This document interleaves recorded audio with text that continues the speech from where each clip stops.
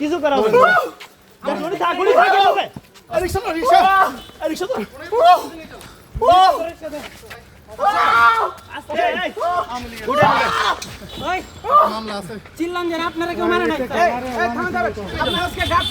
পরীক্ষা শেষ হয় নাই 12টা বাজছে আপনি কেন বের হলেন?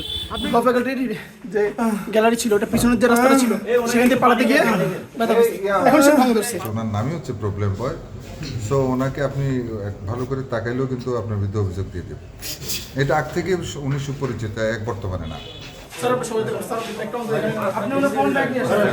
আমরা আপনাদের উপরে আস্থা রাখি স্যার, আপনাদের সহযোগিতা চাই। হ্যাঁ, কারণ ছাত্রলীগের সাথে তো তার কনভারসেশন থাকলে ইউনিভার্সাল ও অস্বীকার করার কিছু নেই। সহকারী অধ্যাপক জনাব হাসান মোহাম্মদ রোমান শুভ, যাকে আমরা আসলে স্যার বলতেই আসলে আমাদের কষ্ট হচ্ছে, কারণ আওয়ামী লীগ আমলে তার যেই ফিরিস্তি, তার যে অপরাধের লিস্ট সেটা বলে শেষ করা যাবে না। প্রথমত হচ্ছে তিনি আওয়ামী লীগ আমলে সহকারী প্রক্টর ছিলেন। সহকারী প্রক্টর থাকাকালীন সময়ে যারাই কোনো গণতান্ত্রিক আন্দোলন করতো তাদেরকে ডিরেক্টলি তিনি জঙ্গি ট্যাগ দিয়ে মামলা দিয়ে দিতেন। দ্বিতীয়ত হচ্ছে উনি তার বাসায় শিক্ষার্থীদেরকে ডিরেক্টলি মদ গাঁজা খাওয়ার জন্য ইনভাইট করতো, তার স্ক্রিনশট পর্যন্ত আমাদের কাছে প্রমাণ আছে। তৎকালীন সময়ের ছাত্রলীগের নেতা সাদাফ খান, খালেদ মাসুদ, নাম সহ আমি বলতে পারবো ডিরেক্ট, তাদেরকে আইন অনুষদে ক্যান্টিনে এনে ডিরেক্টলি তাদেরকে বলতো যে কোথায় মারামারি করতে হবে, কোথায় কি যাইতে হবে, কোথায় যেতে হবে।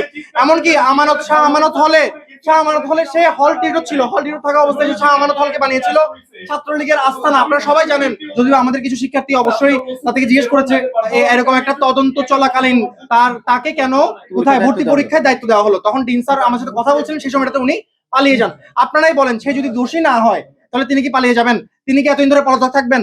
উনি হচ্ছে হল থেকে বের হয়ে দৌড় দেন। দৌড় দেওয়ার সময় অভিভাবকরা ছিল, সবাই চিল্লাচিল্লি করে, ওইটা শুনে হচ্ছে ওনারাও পিছন পিছন ধাওয়া করেন। তো একটা পর্যায়ে গিয়ে স্যার পড়ে যায়, তারপর হচ্ছে ভাইরা ওনাকে ধরেন। না, পরীক্ষা শেষ হওয়ার আগে, পরীক্ষা শেষ হয়নি, আগ মুহূর্তে আমরা যখন ল ফ্যাকাল্টিতে গিয়েছি, সে আমাদের যাওয়ার খোঁজ পেয়ে ডিন অফিস থেকে তাকে ফোন দেওয়া হয়েছে। সে খোঁজ পেয়ে ল ফ্যাকাল্টির যে গ্যালারি ছিল ওটা পিছনের যে রাস্তাটা ছিল সেখান থেকে পালাতে গিয়ে ব্যথা পেয়েছে। এখন সে ভাঙা ধরছে। তাদেরকে আমরা পালাতে গিয়ে ব্যথা পেয়েছে।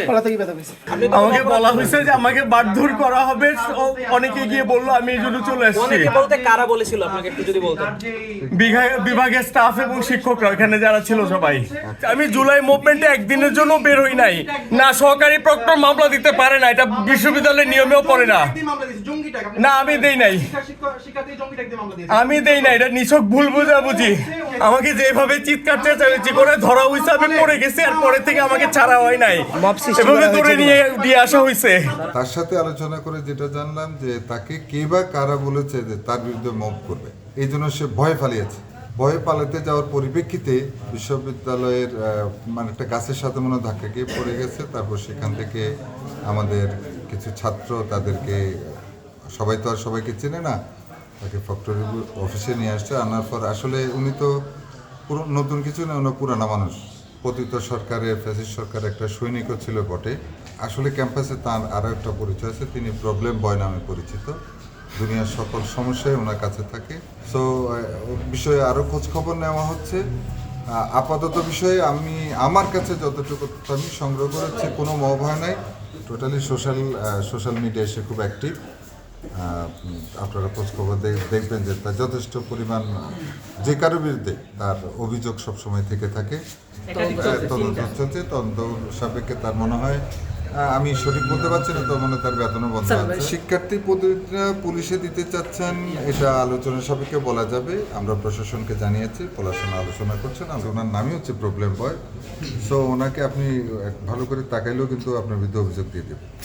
এটা আগ থেকে উনি সুপরিচিত, এক বর্তমানে না। হ্যাঁ, কারণ ছাত্রলীগের সাথে তো তার কনভারসেশন থাকলে ইউনিভার্সাল ও অস্বীকার করার কিছু নেই। আমি তো চেক করি নাই, তবে সেই নিজ মুখে বলেছে টিপু তাকে মেসেজ, মানে ছাত্রলীগের বা মানে তার সংগঠনের যত লোকজন ছিল তাদের সাথে তার মেসেজ হয়, কিন্তু সে সিন করে, রিপ্লাই দেয় না। এখন আমি মোবাইল চেক করলে বলতে পারবো যে রিপ্লাই দেয় কি দেয় না।